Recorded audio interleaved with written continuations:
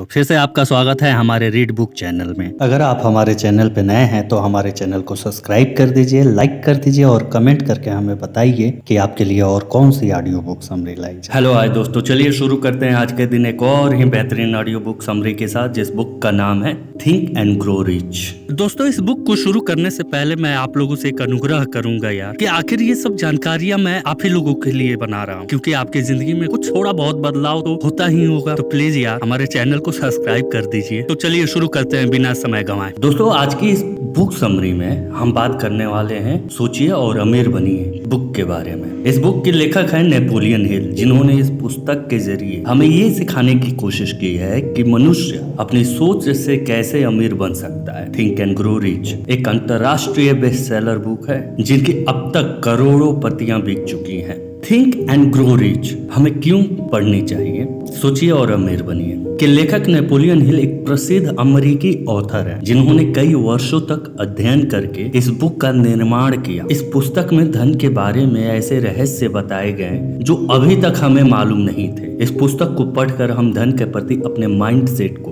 बदल सकते हैं। इसमें बताया गया है कि हम अपनी सोच से कैसे अमीर बन सकते हैं, और उन नियमों को भी बताया गया है जिनके द्वारा हम ऐसा कर सकते हैं। यदि आप फाइनेंशियली फ्रीडम चाहते हैं और फैमिली दोस्तों के साथ खुश रहना चाहते हैं तो आपको ये बुक जरूर पढ़नी चाहिए। मैं अब तक इस बुक को 2 बार पढ़ चुका हूँ और मुझे हर बार पढ़ने में अच्छा महसूस होता है और हर बार नई चीजें सीखता हूँ। अमेरिकी लेखक नेपोलियन हिल द्वारा लिखी गई पुस्तक थिंक एंड ग्रो रिच एक बेस्ट सेलर बुक है। नेपोलियन हिल ने अपने 20 वर्षों की कठोर मेहनत के बाद इस पुस्तक को तैयार किया है। यह पुस्तक हमें फाइनेंशियली फ्रीडम दिलाने में मदद करती है। वैसे तो नेपोलियन हिल ने फाइनेंस और सक्सेस पे बहुत सी किताबें लिखी हैं, लेकिन 1937 में आई उनकी यह बुक सोचिए और अमीर बनिए, जिसके द्वारा उन्हें काफी प्रसिद्धि मिली। वे इस पुस्तक में हमें धन के ब्लूप्रिंट के बारे में समझाते हैं। थिंक एंड ग्रो रिच सोचिए और अमीर बनिए पुस्तक में लेखक नेपोलियन हिल ने हमें विभिन्न चैप्टर के माध्यम से पैसों के बारे में बहुत ही सरल तरीके से समझाने की कोशिश की है। कुछ मुख्य चैप्टर इस प्रकार है: विचार ही वस्तु है,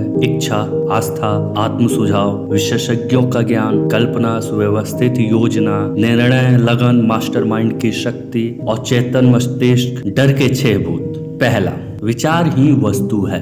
कहते हैं ना कि जैसे हम सोचते हैं वैसा हम बन जाते हैं। दोस्तों, वर्तमान में हम जो कुछ भी हैं वह पास्ट में सोचे गए विचारों की वजह से है, और वर्तमान में हमारे विचार ही तय करेंगे कि हम भविष्य में क्या होंगे। थिंक एंड ग्रो रिच में बताया गया है कि कैसे एक साधारण व्यक्ति एडविन सी बार्न्स अपने विचार से बल्ब आविष्कारक एडिसन का बिजनेस पार्टनर बनने में कामयाब रहा। ये सब एक दिन में नहीं हुआ। एडिसन की सोच और दृढ़ इच्छा शक्ति ने ही उसे अपने मुकाम पर पहुंचाया। नेपोलियन हिल कहते हैं कि इंसान का मस्तिष्क जो सोच सकता है और जिसमें विश्वास कर सकता है उसे वो हासिल भी कर सकता है। दूसरा, इच्छा यानी डिजायर। इस पुस्तक में नेपोलियन हिल बताते हैं कि कैसे हम अपनी इच्छा से वह सब कुछ पा सकते हैं जो हम पाना चाहते हैं। इस पुस्तक में लेखक अपनी एक सच्ची कहानी सुनाते हैं, जिसके उसके बच्चे के जन्म से ही कान नहीं थे और वह सुन नहीं सकता था। डॉक्टरों ने भी साफ मना कर दिया था कि वह अब कभी सुन नहीं सकता, लेकिन लेखक और उसकी पत्नी की यह प्रबल इच्छा थी कि उसका बेटा सुने। उन्होंने अपनी इस प्रबल इच्छा के दम पर कुछ ही सालों में ऐसा कर दिखाया कि वो बच्चा सुनने लगा। नेपोलियन हिल कहते हैं कि मस्तिष्क की कोई सीमाएं नहीं है सिवाय उनके जिन्हें हम मान लेते हैं। गरीबी और अमीरी दोनों ही विचार की संतानें हैं। तीसरा, आस्था, फेथ। इस चैप्टर में बताया गया है कि कैसे हमें अपनी इच्छा पे आस्था का विश्वास रखना है। दोस्तों, मात्र इच्छा से ही हमें वो सब कुछ हासिल नहीं हो जाता है जैसे हम चाहते हैं। इसके लिए हमें हर पल उस पर आस्था और विश्वास रखना होता है। इस चैप्टर में ये बताया गया है कि हम आस्था कैसे विकसित कर सकते हैं और आत्मविश्वास का फॉर्मूला भी बताया गया है। चौथा, आत्म सुझाव, ऑटो सजेशन। आत्म सुझाव का मतलब है कि हमें स्वयं से ही हमारे माइंड को ये समझाना होगा कि हमारा लक्ष्य क्या है और उसे कैसे हासिल करना है। यहाँ लेखक बताता है कि हमें किसी शांत जगह पर जाकर अपने लक्ष्य को एक डायरी में नोट कर लेना चाहिए। हमें ये नोट कर लेना चाहिए कि हम क्या चाहते हैं या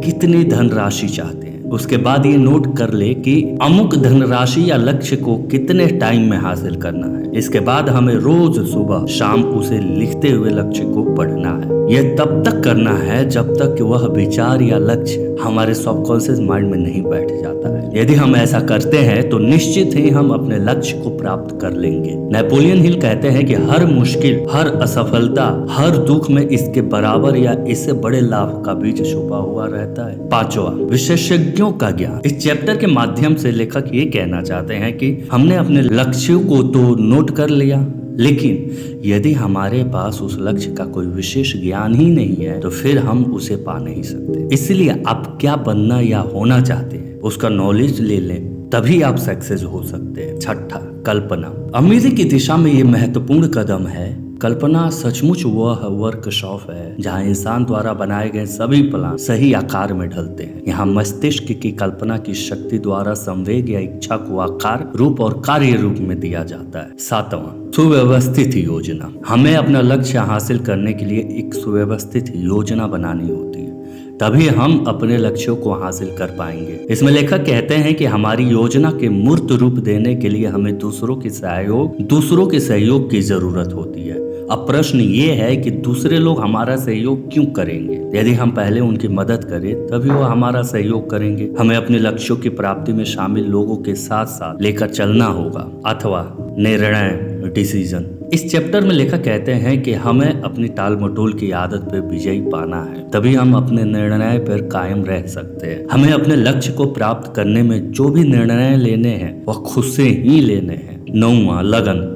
इस अध्याय में लेखक कहते हैं कि इच्छा को आर्थिक समतुल्य में रूपांतरित करने की प्रतिक्रिया में लगन एक अनिवार्य तत्व है। यदि हम अपनी इच्छा शक्ति को लगन के साथ साथ मिला दें तो हम अपने लक्ष्यों को जल्दी ही प्राप्त कर लेंगे। 10वां, मास्टरमाइंड की शक्ति। धन कमाने में सफलता के लिए शक्ति अनिवार्य है। योजनाएं तब तक निष्क्रिय और व्यर्थ हैं जब तक कि उन्हें कार्य रूप में रूपांतरित करने की पर्याप्त शक्ति न हो। यह अध्याय वह तरीका बताएगा जिसके द्वारा कोई व्यक्ति शक्ति हासिल कर सकता है और उसका उपयोग कर सकता है। 11, अवचेतन मस्तिष्क। आप अपने अवचेतन मस्तिष्क को पूरी तरह से नियंत्रित नहीं कर सकते, परंतु आप इसे अपनी इच्छा अनुसार कोई भी योजना या लक्ष्य दे सकते हैं जिससे आप मूर्त रूप में होते देखना चाहते हैं। इंसान का अवचेतन मस्तिष्क एक ऐसा माध्यम है जिसके द्वारा वह अनंत प्रज्ञा की शक्तियों का इच्छा अनुसार सहयोग हासिल कर सकता है। 12, डर के 6 भूत। यह चैप्टर इस किताब का अंतिम अध्याय है जिसमें लेखक डर के 6 भूतों का वर्णन करता है और हमें इन डर से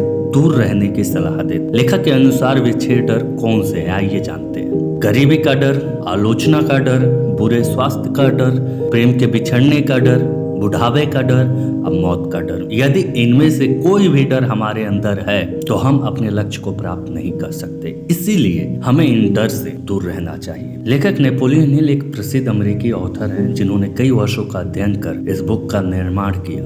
इस पुस्तक में धन के बारे में ऐसे रहस्य बताए गए हैं जो अभी तक हमें मालूम नहीं थे। इस पुस्तक को पढ़कर हम धन के प्रति अपने माइंडसेट को बदल सकते। इसमें बताया गया है कि हम अपनी सोच से कैसे अमीर बन सकते। यदि आप फाइनेंशियली फ्रीडम चाहते हैं और फैमिली दोस्तों के साथ खुश रहना चाहते हैं तो आपको यह बुक जरूर पढ़नी चाहिए। मैं अब तक इस बुक को कई बार पढ़ चुका और मुझे हर बार पढ़ने में अच्छा महसूस होता है और हर बार कुछ नई चीजें सीखने। इस बुक के बारे में बताने की मुझे ज्यादा आवश्यकता नहीं है क्योंकि ये पुस्तक अपनी बिक्री के सारे रिकॉर्ड तोड़ चुकी है। यह एक बेस्ट सेलर बुक है। मुझे इस पुस्तक ने बहुत कुछ सिखाया है। धन के ब्लूप्रिंट को समझने में थिंक एंड ग्रो रिच ने मेरी काफी हेल्प की है। इस पुस्तक से आप मनचाही सफलता अर्जित कर सकते हैं, इसलिए आप इस पुस्तक को जरूर पढ़िए। इसके अलावा ये पुस्तक आपको अपने सपनों को साकार करने, अमीर बनने और लाइफ में दूसरों की मदद करना सिखाती है। तो इसे अपने दोस्तों के साथ अवश्य शेयर करें और आपको दिल से धन्यवाद अपना कीमती समय देने के लिए। दोस्तों, आप लोगों से एक अनुरोध और रिक्वेस्ट है कि प्लीज हमारे चैनल को सब्सक्राइब कर दीजिए। हम आपकी नॉलेज को इंक्रीज ही तो करते हैं, please. Thank you for watching read book. अगर आप हमारे चैनल पे नए हैं तो हमारे चैनल को लाइक कर दीजिए, सब्सक्राइब कर दीजिए और कमेंट करके हमें बताइए कि आपके लिए और कौन सी ऑडियो बुक्स हम लाइक जाए।